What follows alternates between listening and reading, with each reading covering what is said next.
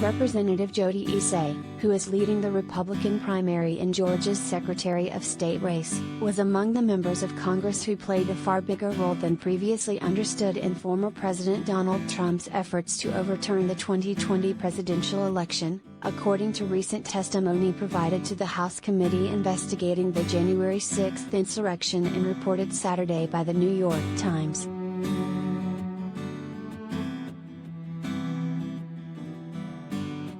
Hice and other members of the Freedom Caucus, a right-wing band of Republican lawmakers, participated in strategic discussion with Trump Chief of Staff Mark Meadows that focused on pressuring then Vice President Mike Pence to disregard electoral votes from states Trump lost and replace them with fake slates of votes showing Trump had instead won, The Times reported based on testimony from Cassidy Hutchinson, a former Meadows aide.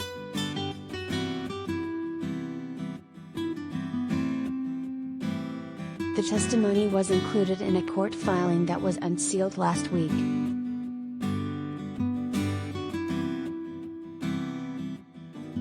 Other members of the group, including Reps. Jim Jordan, Republican Ohio, Marjorie Taylor Greene, Republican Georgia, Lauren Boebert, Republican Colorado, and Paul Gosar, Republican Arizona, are more well known than Hice, and have previously been linked to the events of January 6.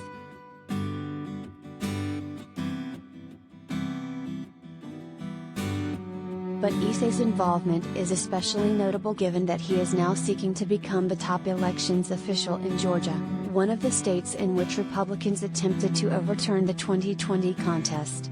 He is possibly the most prominent and well-positioned candidate among a slate of Republican election deniers now seeking Secretary of State positions in key battleground states across the country, including Arizona, Colorado, Michigan, and Nevada.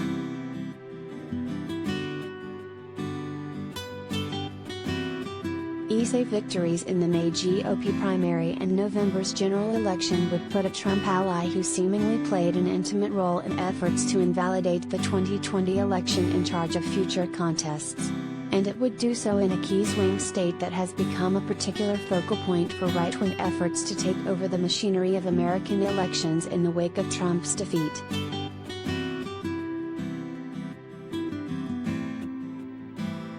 The lawmakers' scheme to replace legitimate electors with fake slates of pro-Trump electors has become a central focus of the House committee investigating the insurrection.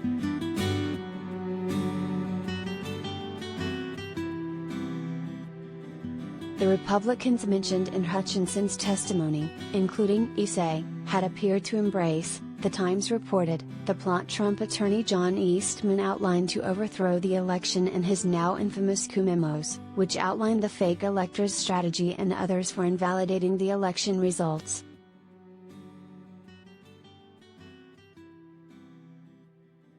Even before the most recent revelations, Hice's candidacy had stirred fears in Georgia and among election observers nationwide that he could potentially use the Secretary of State's office to undermine future elections, or potentially refuse to certify the results of any outcome he didn't like.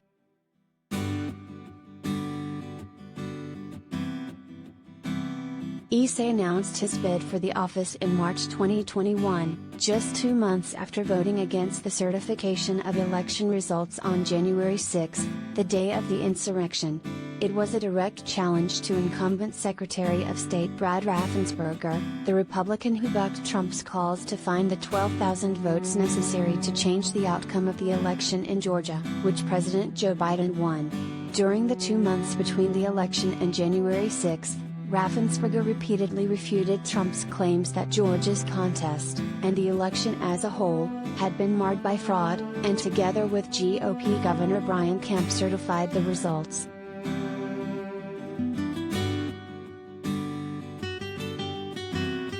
Hice, who received Trump's endorsement the day after launching his campaign, has said that Raffensperger compromised the integrity of the Georgia election by refusing to overturn it.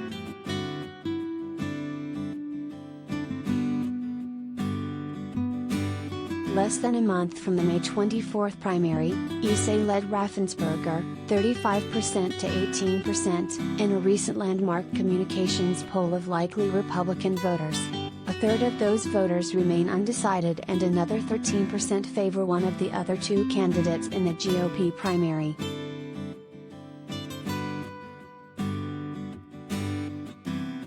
Hice raised more than $1.6 million through the end of January, outpacing Raffensperger and all other GOP candidates in the race. His candidacy and those of other election deniers seeking Secretary of State positions has attracted donations from prominent billionaire conservatives who previously funded efforts to overturn the last election.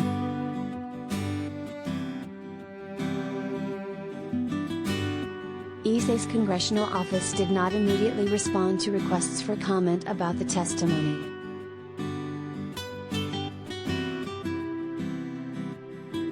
The morning of January 6, Hice tweeted that the fight to prevent the certification of the 2020 results was a 1776 moment for Congress.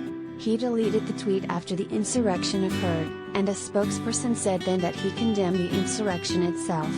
But in the wake of the riotous effort to overturn the election, Hice almost immediately voted a second time to challenge the certification of the results.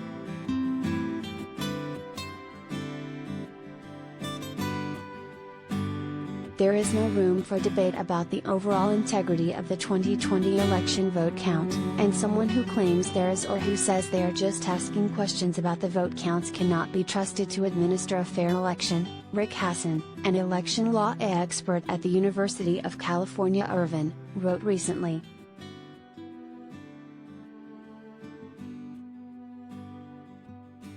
Victories for big lie proponents, Hassan wrote in response to Hice's lead in GOP primary polls, would be very dangerous for democracy.